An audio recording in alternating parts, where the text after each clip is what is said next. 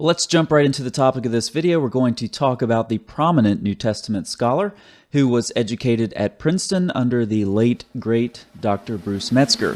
His name, of course, Dr. Michael Holmes. Now that was a surprise, wasn't it? Dr. Michael Holmes, just like Dr. Bart Ehrman, went to Princeton where he did his doctoral work under the supervision of Dr. Bruce Metzger.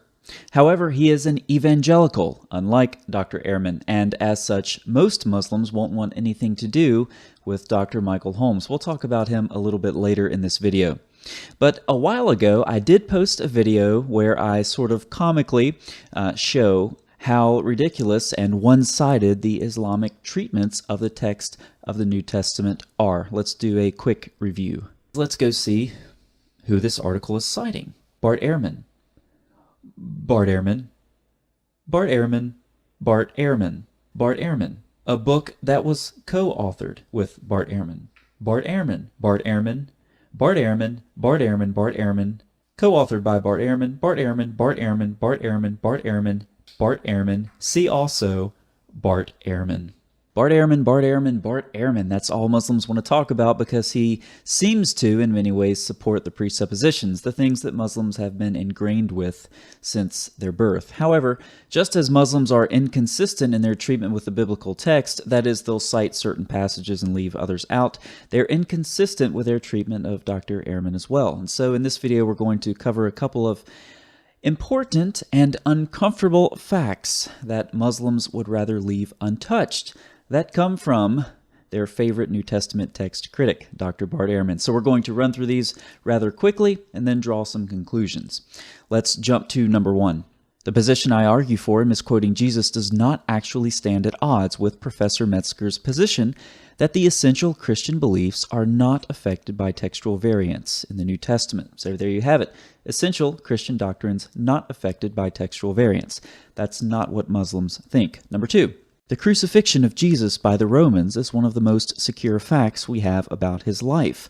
That's from Dr. Ehrman's blog. Now, Muslims don't want to believe this as well because of perhaps the most ahistorical ayat in the Qur'an, namely Surah 4:157, that says that Jesus was not crucified. Dr. Ehrman disagrees. If you want to talk just about bedrock facts, you could say things like, Jesus came from Galilee. It's a bedrock fact.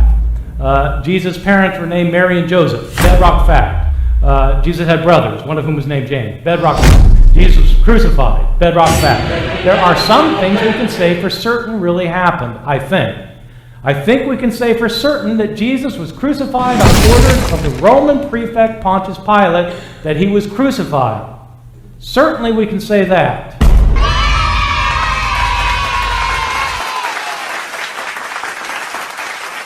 Number three.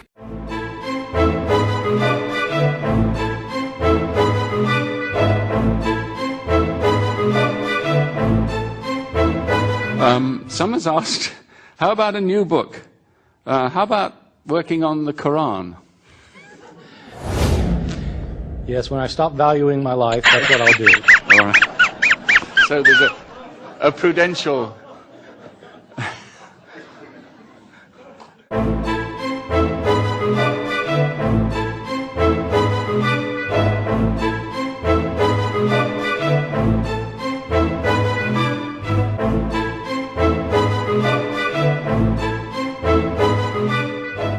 Due to the fact that there have been numerous death warrants issued against high-profile critics of Islam, there is a more natural understanding of what Ehrman is saying here that is intrinsically more plausible. Let's jump to number four. When asked about 1 John 5:7, Ehrman replied, because the doctrine of the Trinity isn't based on a single verse. It's not?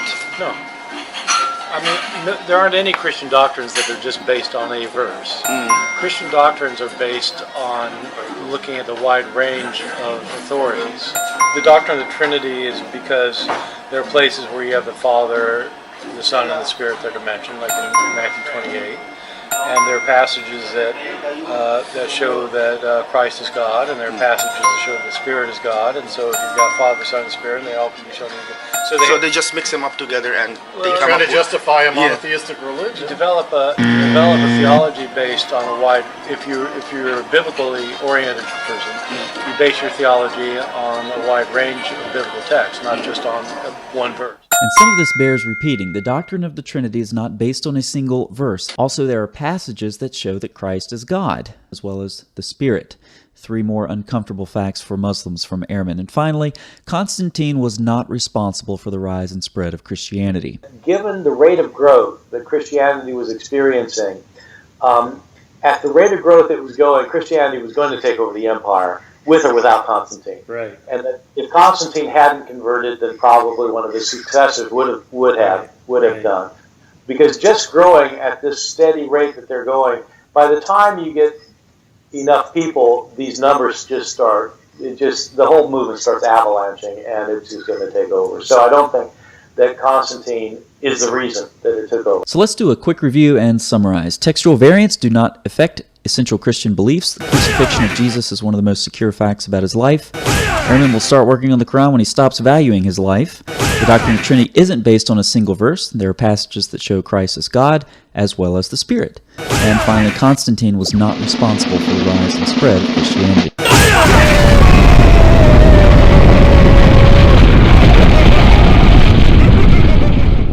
So there are 2 types of Muslims generally on my channel, even if it contradicts what they've been taught. There are some Muslims who are open to, at least in some ways, critical and independent thinking. But then there are the other types of Muslims, again, broadly speaking, and this is the majority, who will simply regurgitate what they've been taught since their birth. And no matter what you say, no matter what you tell them, you get the same response. Okay? So it's like talking to a robot. Now, how much time would you spend talking to a robot? Not very much. And so to those Muslims who seemingly dozens of times per week regurgitate things that Ehrman has said or things that they think Ehrman has said, all you're going to get in response is a link to this video. It's actually much quicker to produce a video and just copy paste it as a link in response to these comments than it is to deal with these comments typing back to them individually. But for other Muslims who fall in the other category I mentioned, who are open at least in some sense to data, who are attempting to think critically and independently, then I would recommend you jump over to the Evangelical Text Criticism blog. One of the contributors there is Dr. Michael Holmes. I talked about him at the beginning of this video, but there are numerous other contributors as well who are highly qualified in the field of New Testament text criticism. And so for Muslims who are honestly interested and not being so one-sided. Not because I'm afraid of Ehrman, but because the material is so one-sided that unless you do an awful lot of work, you won't get any balanced sources or evaluation or the like. Hop over to that blog and have a look at what those scholars say. And for the rest of you who just give your sort of pre-programmed robotic response, well, all you can expect to get from me is just a link to this video. I'll see you next time. Thanks for watching.